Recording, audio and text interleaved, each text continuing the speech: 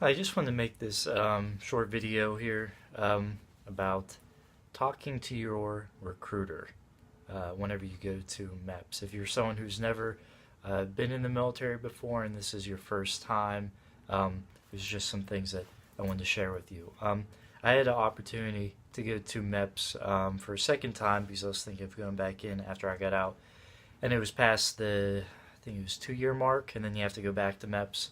Um, and the second time I went, I was astounded by all the people that I met who had no idea what it was that they wanted to do. Um, the closest I saw was they had a vague idea of what they wanted to do. Um, and this was really, it is a big deal to me because I had no idea what I wanted to do whenever I went in. And I thought that was just me. And most veterans I see or I talk to, I ask them how they liked it, and they're like, "Oh, I loved it. It was fantastic." And I don't know what happened to all those people who hated it whenever I was in. They must have disappeared somewhere. But um, for the most part, everyone I talk to, they seem pretty hunky dory about it. Um, but whenever I went to MEPS the second time, everyone I could get my hands on, I really emphasize to them, know what you want whenever you go in there. My first time in MEPS was me, you know, stumbling around. I had no idea what I was doing, which is, you know, obviously that's part of it. MEPS is a game. If you haven't realized that by now, it's a mind game. That's like the majority of MEPS. It's it's almost like the door to a door in the military. They want to, press your buttons and see if you're going to react certain ways. And, they tell you, these people, it's Friday, they just want to get off, so be nice to them. I don't know. It's all very weird. But when I first went in, I failed my depth perception, which was a lot easier to redo in the fleet than it was at MEPS. In fact, the second time I went to MEPS, I thought it was going to be a cakewalk. Um, I actually had to sweet talk the lady who was uh, administering the eye exam, which, you know, when your military career is in the hands of other people, it seems rather unfortunate that you have to sweet talk someone into getting, you know, the proper results for something that you need. It's not that I have bad eyesight, I don't. The test is just ridiculous. And that can opt you out of a lot of jobs. Whenever you're sitting down talking to your recruiter, um, you need to know what it is that you want. And I would say even before you sit down with your recruiter, um, I know a lot of you guys are just kids right out of high school. You're still in high school. You haven't graduated yet. Your idea of adventure and fun is things that you've seen in the movies, and the military is not like that. The military is not, insert your favorite war movie. It's not. It's for a lot of people and myself prominently. It was a very cold water experience. It's like someone dumping a bucket over your head. It's not the civilian world, and the only way that you're going to see that is by experiencing it. So it's better to cut your losses now. They say the old way of learning things is through trial and error, and the new way of learning things is to see what other people did wrong and then try not to make those mistakes. You know, so I guess that's what we can do here. Um, if you have no idea what it is that you want to do your best to get an idea. Make a list of things that you like versus things that you don't like, so that whenever you are given the option, um, you know to stay away from certain things. Talk to people.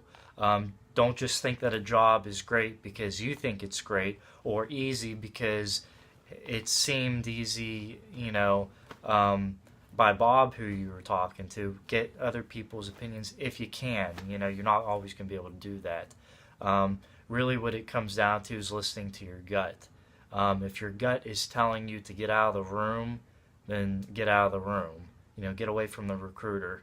Recruiters are not your friends. They're not your friends. The second time I went to MEPS, it's like the NFL draft. I mean, there was a girl on the phone talking to her recruiter. It was an Army girl, and I could hear him on the phone, like, "Did you get in? Did you get did you get this A, B, and C? And where are you at? And I'll pick you up in 5 minutes. You want to get some pizza?" And it's like, look, these guys aren't your friends. They're sharks, and they're there to get a bonus from getting your ass in the door. So if you're buddying with your recruiter, that makes their job way too easy, because if all they have to do is butter you up. If you're not getting a job that you want, or they can see how disappointed you are, they're gonna kick in the they're gonna take off the recruiter hat and put on the buddy hat, which a lot of times is worn at the same time. If it sounds too good to be true, it probably is. All this is, I'm really getting ahead of myself. The main thing that I want to tell you and to bestow upon you and hammer into your head is, know what it is that you want. And if you don't, find it. I mean, military time and civilian time are not the same thing. It's hard time, and it's harder time if you hate what it is that you're doing. Your recruiter's going to tell you, hey, it's just a way to get your foot in the door. Probably use those same exact words. Just a way to get your foot in the door. You can cross-rate, which is change jobs in 2 years. Let me tell you about cross-rating. Cross-rating is very difficult to do. The military does not want to spend more money on your education when they already spent a shit ton of money training you. They don't want to send you back to school. They want to keep you in or get you out. You're either in or you're out. It's not college where you can just change your major. That's not the military. You're in something, you're in something. I would be wary against going undesignated. That's what the Navy calls it. It's where you don't have a job and you can strike or get a job. I was not undesignated, kind of wish I was, but I can't go into that, but I would be cautious about that too. Have your top job and then a few other jobs. If you didn't meet the ASVAB score, take the ASVAB again. If you failed a depth perception, wait. Take it again and again and again until you pass it and you get what you want. My recruiter told me, if we don't get you in today, I can't make any promises of getting you in at all, which is utter bullshit. That's not true at all.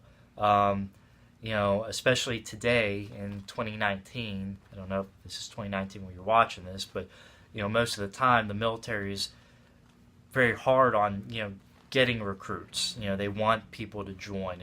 They're already lacking in a lot of numbers, even when there are cuts.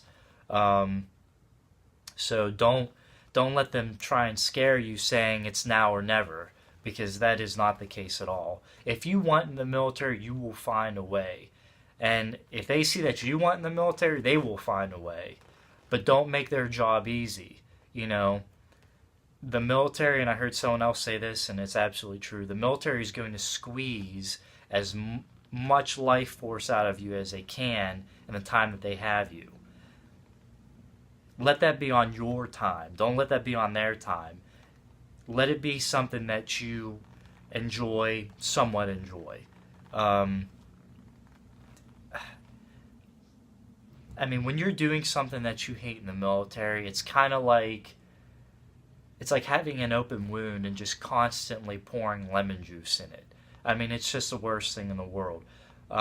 4 years hard time in the military is, time is relative. It's really 10 years. And if you find yourself counting down every second until you get out, it's not going to be good. It's not going to be a good time. And, I would hate for someone to get, force themselves to get kicked out and then get a bad discharge.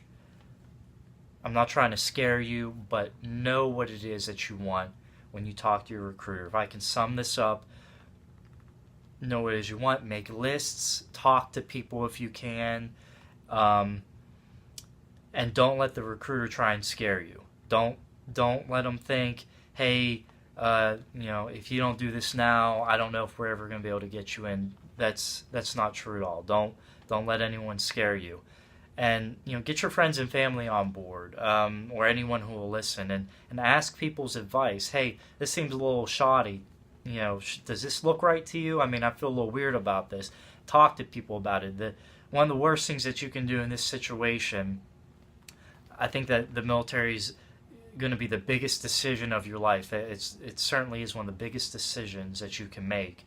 And the last thing that you want to do is keep all this information to yourself, because you're going to bottle all this up, and then the lid's going to pop off once you're at your duty station, the door is closed, the key is turned, and guess what? Now you got a 4-6 year contract, and then 4-6 years more reserves. Don't let that happen to you. Be the one in charge. They're going to suck everything they can out of you. They're going to get theirs, so get yours. Don't be taken advantage of. Write things down, talk to people. If you're confused about something, ask, and don't let someone shove something down your throat that you don't want. That's all I have to say about this. I'm sure I have more things to say about it. This is a very personal thing to me. So if you have any questions or anything, just leave a comment. But you are most important in this situation, and you have to know what it is that you want. Because if you don't, I mean, it's once the contract is signed and you're there, you're there. And the only way you can get out is by blemishing yourself, and you don't want to do that. So do this now, and you will save yourself an unimaginable amount of grief and misery. So do me a favor and do your homework. Thanks for watching. Bye.